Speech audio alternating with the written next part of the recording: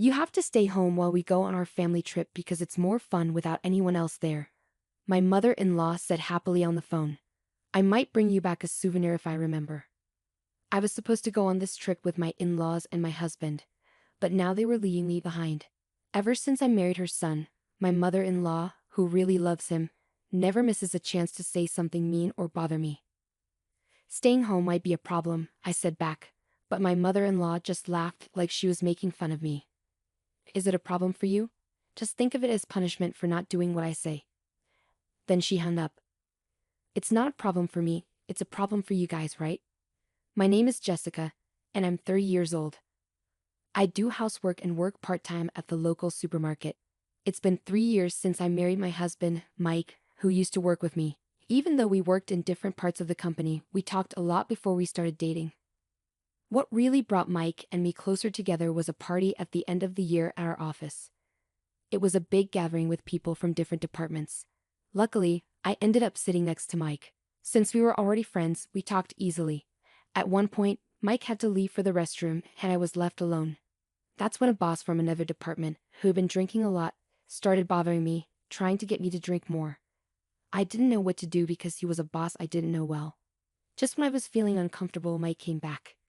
He saw what was happening and calmly took the boss away to another table. When Mike came back to our table, he asked if I was okay and joked about how the boss couldn't handle his alcohol. That's when I started seeing Mike in a new way, and I confessed that I had feelings for him. That's how our relationship started. Things went smoothly from there, and we got married 3 years ago. Even though we don't have kids yet, our marriage is strong and happy.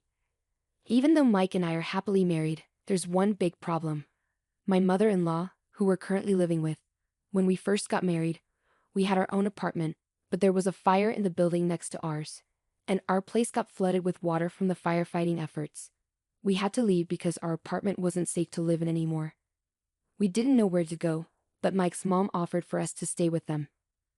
We were thankful for the help and moved in with them. But things got difficult after we moved in. My mother-in-law, who already made mean comments sometimes because she loves Mike a lot, started nagging me more often. One weekend, for example, I had finished all the chores and was relaxing with a cup of coffee in the living room. When my mother-in-law came home, she started bustling around the house. Then she came up to me and said, "Jessica, you're not cleaning properly. You need to spend more time on it, and be thankful for your hard-working husband. As his wife, it's your job to support him. I can't believe you can't even do that much. If you're not happy, then you should leave right now." Honestly, I felt frustrated thinking, here we go again. My mother-in-law constantly criticized me, and it seemed like it happened almost every day. I figured the only reason she agreed to let us stay with them was because she wanted to be close to her son, Mike, again. My presence as his wife probably just annoyed her. "Mom, please don't be so hard on Jessica," Mike stepped in. "But there's some truth to what you're saying. Even though she works part-time, she shouldn't slack off on chores." Mike often took his mom's side, which sometimes made me wish he'd support me more as his wife. I never meant to neglect the housework. Even though I work 4 days a week, I always make sure to take care of our home and family of 4, even when I'm not feeling well.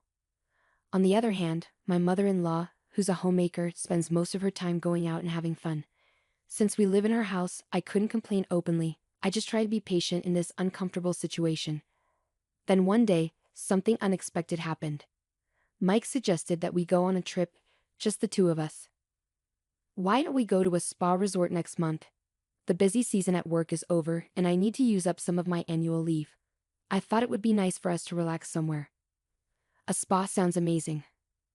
"I haven't scheduled any work shifts for next month yet, so I can take time off," I told Mike. After talking it over, we decided to go on a 2-day spa trip in the middle of next month. Since we planned to go during the week, we expected to have a peaceful and unhurried time together. I was thrilled about the trip and couldn't contain my excitement. Whenever I had a moment, I found myself researching our destination. Just as I was getting ready to book our stay, my mother-in-law said something surprising. "Jessica, I heard you and Mike are going on a trip. Why didn't you tell me?" she asked. Well, I stuttered, worried about how she might react. Then she said exactly what I feared she would. "Next month is my husband's and my anniversary. I was thinking of celebrating with a family trip. A fancy hotel would be nice." I really didn't want to go on a trip with my mother-in-law. Mike and I were planning on going by ourselves this time. How about we all go together next time? I suggested, hoping to compromise. But my mother-in-law wasn't having it. It won't be the same if it's not this time. It's our anniversary celebration. Just as I was about to respond, Mike walked in from work. Welcome home, Mike. We were just talking about the trip, my mother-in-law said enthusiastically. Oh, I'm excited, Mike said, seeming to agree with his mom. I wondered how she found out about the trip, but it seemed like Mike might have told her. Mike noticed my look and seemed a bit uneasy. Mom's really excited, so let's postpone our trip for another time. It'll be more fun if we all go together, Mike suggested. With Mike and his dad agreeing, I couldn't refuse going on the trip with all of us. Okay, next time it'll just be us, I promise, Mike said, looking relieved when I reluctantly agreed. Even though I wasn't happy about how the trip turned out, there wasn't much I could do about it now. At least I decided I'd be the one to pick the places we visit and the food we try. So I took charge of booking hotels and planning our sightseeing. Then came the day of the trip. I had packed everything the day before, so the plan was to wake up an hour before leaving, enjoy breakfast, and then head out. When my alarm went off, I stretched and called out for Mike, noticing he wasn't beside me. Then it hit me, he wasn't anywhere in the house. Could it be? I dialed Mike's cell phone, but there was no answer. When I called my mother-in-law's phone, she picked up right away. Oh, Jessica dear, what's up? Mike can't talk right now because he's driving. Where are you guys? I asked, feeling a sinking sensation. My mother-in-law responded casually, isn't it obvious? We're on a family vacation. It wouldn't be a proper family trip with an outsider like you, so you'll have to stay home. Maybe we'll bring you back a souvenir if we remember. I could hear the triumph in her voice. Stay at home? That's going to be a problem, I told my mother-in-law, but she just laughed mockingly. Oh, is it a problem for you? Just see it as punishment for not doing what I say. Then she hung up abruptly. I covered my face with my hands and shook my shoulders, but instead of crying, I burst out laughing. Well, they better enjoy their trip. They'll regret leaving me behind. I quickly went online and booked a nice hotel in the tourist spot we were supposed to visit today. Then I made a reservation at a restaurant where I could enjoy a delicious dinner, just for myself. After quickly getting ready and having breakfast, I felt ready to have some fun. All right, time for a good time, I said to myself as I grabbed my luggage and hopped on the train. I had done a lot of research on different tourist spots, and I was determined to have a vacation. It's a small tourist spot, so I might bump into Mike and my in-laws, but I don't care. They're the ones who messed up. I thought as the train approached our destination. From now on, I'm going to forget about my mother-in-law and Mike and just enjoy myself, I decided as I stepped off the train. I visited a cute boutique, had tea at a trendy cafe, and chatted with locals, thoroughly enjoying my solo adventure. As the day turned into night, it was time to check into the hotel I had booked, one of the top luxury hotels in the area. I felt like I needed to do something drastic like this to rejuvenate myself. As I walked towards the hotel's check-in counter, I heard a woman's voice causing a scene. Why can't we stay here? We're willing to pay. When I looked closer, I realized it was my mother-in-law causing the disturbance. Of course, they wouldn't be allowed to stay there because this wasn't the hotel I had booked for the four of us. From a safe distance, I saw Mike spotting me and calling out, Hey, Jessica, what's going on? We couldn't stay at the hotel you booked, so we have to find another one, but they're full. He came towards me, looking a bit angry, followed by my mother-in-law who seemed furious. Well, that's what happens when the person who booked the hotel isn't here to check in. It's a security rule. I did warn you, I said calmly. At that moment, they seemed to realize their mistake and exchanged surprised glances. Just as they were about to cause more trouble, hotel staff rushed over. It was quite funny to watch my mother-in-law being escorted out of the hotel, gently but firmly, by the staff. Remember this, we will stay in a place far more luxurious than this hotel, my mother-in-law exclaimed before she and Mike left. Feeling somewhat relieved, I proceeded with my check-in, leaving them without accommodation. Once I completed the check-in process, I was shown to my room. The clean and luxurious decor made me feel like I was in a dream. After settling my luggage, I decided to explore the hotel. After wandering around for a bit, I returned to the lobby. More guests were arriving. I sat on the sofa and zoned out for a while when two young women sat down next to me. They seemed excited, chatting about their impressions of the hotel. Their conversation quickly turned interesting. "Hey, did you hear about that hotel near the station? There's a really creepy rumor about it. They say if you stay in a second-floor room, you start hearing things that aren't there, and your stuff gets stolen. And even worse, there was a case where someone died, and nobody knows who did it. We're so lucky we're staying here, right? Do you think it's true? But why hasn't anyone been arrested? I mean, wouldn't you call the police if something like that happened?" "Well, there are rumors that even the hotel staff might be involved. It's so scary. What a dangerous place." When I checked the time, I realized it was almost time for my dinner reservation. I quickly got up and hurried to the restaurant. Ah, the meal was so satisfying. After dinner, I returned to the hotel, took a relaxing bath, changed into my pajamas, and settled in to watch TV. That's when my phone rang. "Hello. We found a hotel to stay in, and it's really nice. It's a shame you're not here with us. But don't worry, we'll enjoy it twice as much for you," my mother-in-law said cheerfully. "Oh, is that so? Well, you're lucky to find a place at the last minute," I replied casually. "Isn't it? It's quiet and relaxing here because there aren't many other guests around.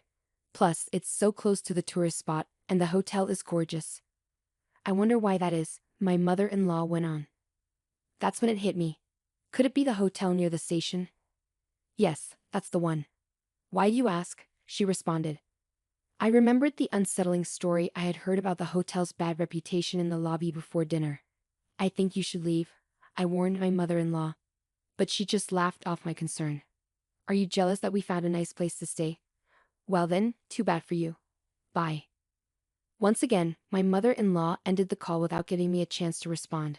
I didn't bother calling her back. I had given my advice, and that was enough.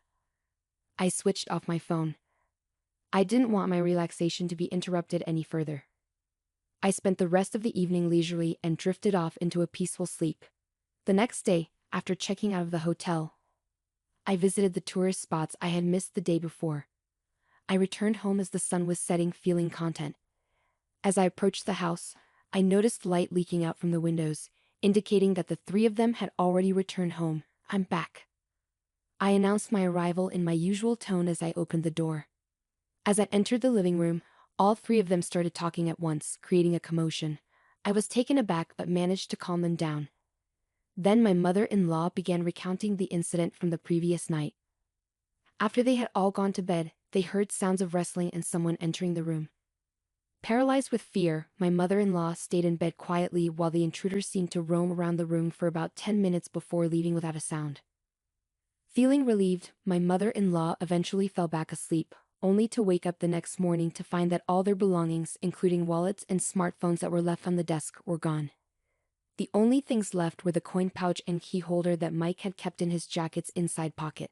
In a panic, they rushed to inform the hotel staff, only to be told, "You still need to pay for the room." Shockingly, the hotel staff didn't even call the police. Feeling helpless, the troubled trio used a coins mic to make a call from a public phone to a nearby relative, pleading for help. Luckily, the relatives arrived swiftly, covering the hotel charges and arranging for their safe return home. They promised to report the incident to the police soon. However, their frustration turned towards me. "If only you had warned us more seriously to leave, we wouldn't have ended up in this mess," my mother-in-law scolded. "That's right, Jessica, you bear some responsibility for this incident. What are you going to do about it?" Mike added, joining in with his mother's scolding. But if my in-laws hadn't left me behind to go on their trip, none of this would have happened in the first place. "I did warn you, didn't I?" I responded honestly. Mike's face went pale. "Shut up. You're just the wife. Don't get cheeky. We're getting a divorce. I can't put up with you anymore." I was stunned into silence. I quietly went to our bedroom, retrieved something from the cabinet, and returned to the living room to show it to Mike. "Divorce? Fine by me. I don't need a husband who won't stand up for his mistreated wife," I declared firmly. Mike's face went pale. What I had brought out were the divorce papers I had asked a lawyer to prepare. I had been getting ready for this possibility.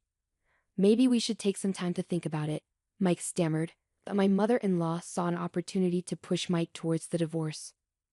You should just get rid of such a terrible wife now. Your mom will find you someone better, he urged. Unable to go against his mother's wishes, Mike eventually agreed to the divorce. Well then, goodbye. Please enjoy your life with your beloved family, he said, breaking down. Ignoring Mike's emotional state, I left the house. Later, through my lawyer, I submitted the divorce papers, and the divorce was finalized. Despite Mike's attempts to reconcile, I ignored them all. Meanwhile, my mother-in-law, who had succeeded in getting rid of me, seemed happy for a while, but her joy didn't last long. The news of the divorce and the end of their living together spread throughout the neighborhood, and people who enjoyed gossiping quickly connected it to my mother-in-law's mistreatment of me, revealing her unpleasant nature. She began to face judgmental stares from those around her, and it seemed that finding a new wife for Mike was no longer a priority. I returned to my hometown and was able to find a new job thanks to a friend's recommendation. After everything I've been through, I have my fill of marriage for now.